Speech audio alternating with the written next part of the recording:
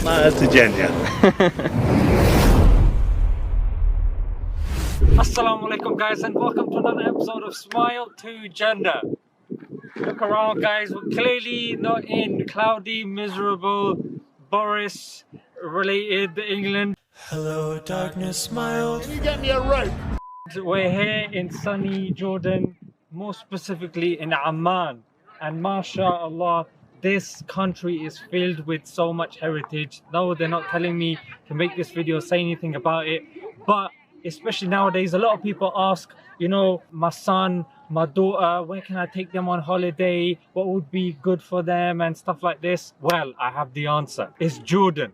The amount of sahaba, you know, sahaba, you know what? I'm just going to play the clip of the guy telling you what Jordan has to offer. So in Jordan, you're saying there's thousands of companions, yeah? Yeah. If you come to Jordan, you must stay here more than 2 or 3 weeks to finish ziyarah. More than 30,000 Sahabi buried here in Jordan. Battle or Jankel of Mu'tah here, Jankel of Yarmouk here, Hattin here, Ta'un Amwas here, Hadrat Abdul Rahman bin Auf, this is one of the 10 who have promised in paradise here. Hadrat Abu Ubaidah, Amir al-Ummah, Shaykh Habib ibn Hassan, Mu'adh ibn Jabal, Ja'far bin Abi Talib, cousin of Prophet Muhammad sallallahu alayhi wa sallam, Zayd ibn Haritha, Hubb Rasulullah sallallahu alayhi wa sallam, Abdullah ibn Rawaha here, all of them here.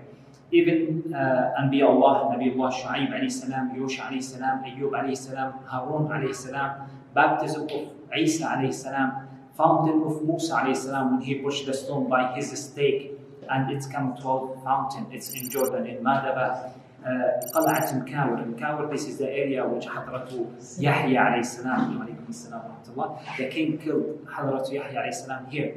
The blessed tree which Sayyidina Muhammad sallallahu alayhi wa sallam sit under it here in Jordan. When he do tijara between Mecca and Sham, he stayed in under the tree when the cloud was full of him. There is Islamic Museum, and the hair of Prophet Muhammad alayhi salam, you can see it in the Islamic Museum. The letter which Sayyidina Muhammad alayhi salam wrote it to King of the Rome. It's in Jordan. Many Islamic sites in Jordan and historical places here in Jordan. You know, from here to Al-Aqsa, just you can see now in your mobile, 70 kilo. And this is, as mentioned in Surah Al-Kahf, in the Holy Book Quran, sorry, in Surah Al-Isra, Al-Masjid Al-Aqsa, الذي باركنا حوله. This is around of Al-Aqsa alayhi salam, and Aknafu Bayt al-Maqdis. This is Aknaf Bayt al-Maqdis.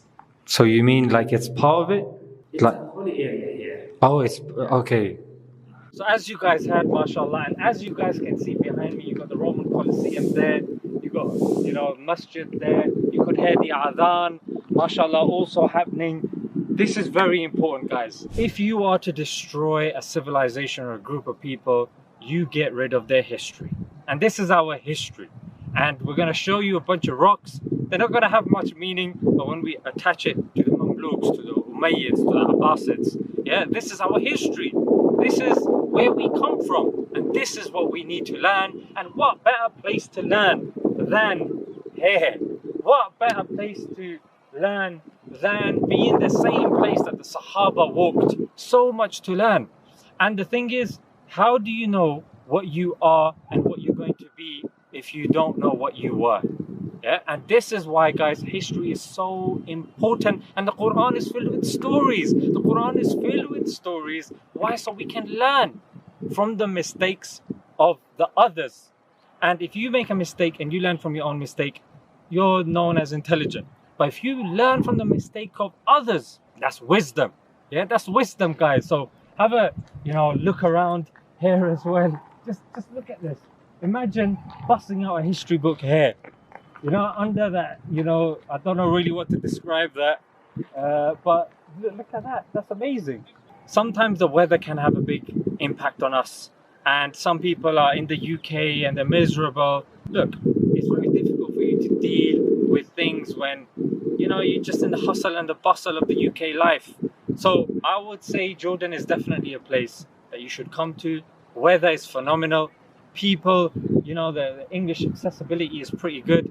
And the heritage, guys, it's so important. In this time that gripping our iman is harder and more difficult than holding on to burning coal. It's not burning coal, but it's a really hot rock. Yeah, that's the best you guys are gonna get. But as you know, you guys can see, it makes a big difference to your mood.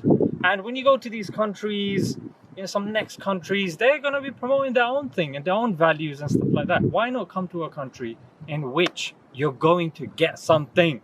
You know, even if you go into a room and you know, you're just sitting there in a corner minding your own business, but there's perfume there, you're gonna leave that room smelling of fragrance and perfume. So it's the same when you come to these countries. Just leave it there and show you around as well. Until next time, Assalam.